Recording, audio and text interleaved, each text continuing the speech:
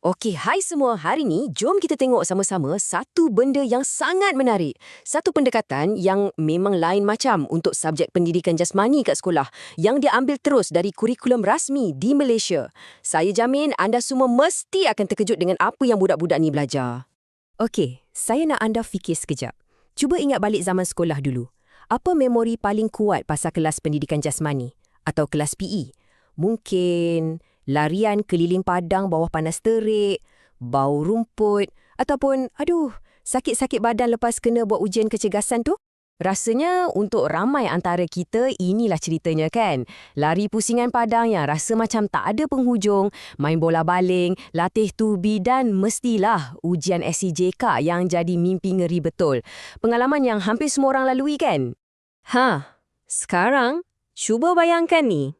Macam mana kalau saya cakap, di celah-celah larian dan main bola tu semua, kelas PE yang sama tu sebenarnya ajar kita skill untuk survive kalau ada bencana alam. Inilah dia. Inilah yang buat kurikulum ni betul-betul luar biasa. Okey, jom kita mulakan dengan benda yang kita semua lebih kenal dulu. Kurikulum ni memanglah ada sukan dan permainan, tapi cara ia disusun tu sangat teratur dan ada sentuhan budaya yang sangat unik. Okey, yang bestnya kat sini ialah cara sukan-sukan ni dipecahkan ikut kategori.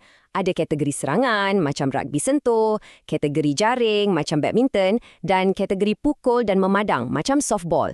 Ini tunjukkan yang fokusnya lebih dalam, bukan setakat main je, tapi betul-betul faham strategi di sebalik setiap jenis permainan.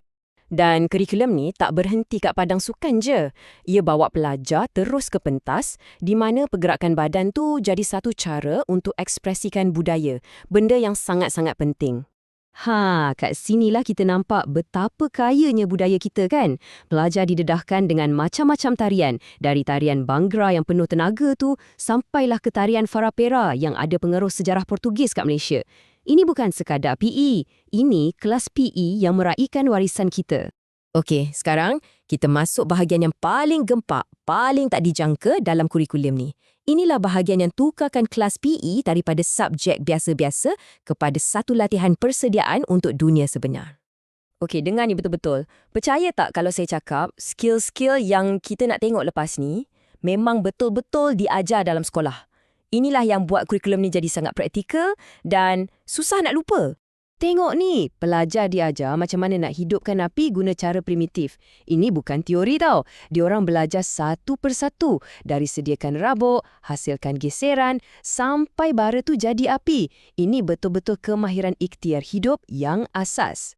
Dan belum habis lagi. Ada aktiviti lasak macam usung balak, permainan kreatif macam hoki terbang, cara memasak primitif, dan yang paling penting, pertolongan cemas yang khusus untuk situasi berisiko macam bencana alam.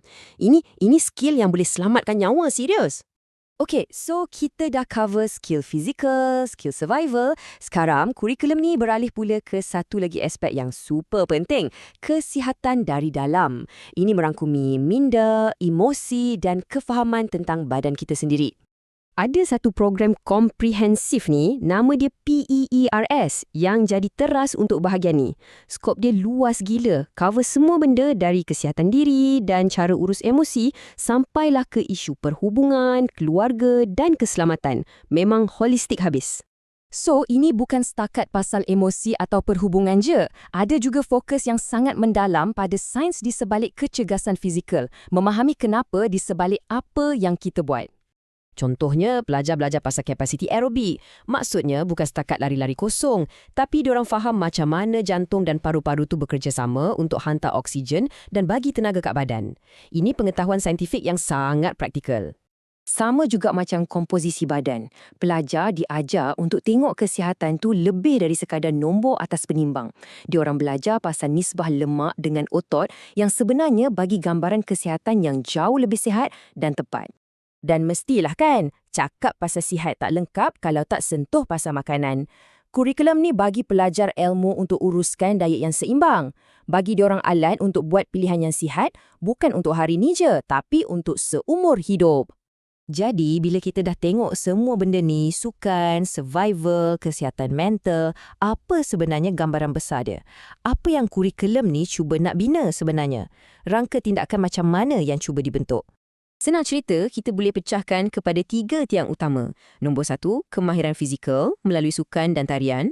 Nombor 2, kemahiran praktikal yang sediakan pelajar untuk apa-apa cabaran. Dan nombor 3, kesihatan peribadi untuk jaga minda dan badan dari dalam. Jadi, poin paling penting kat sini ialah ini bukan lagi kelas pendidikan jasmani biasa. Ia dah macam satu rangka tindakan, satu blueprint untuk hidup dengan sihat, tabah dan seimbang.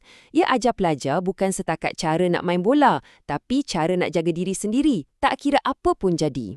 Dan semua ni membawa kita kepada soalan terakhir untuk anda fikir-fikirkan.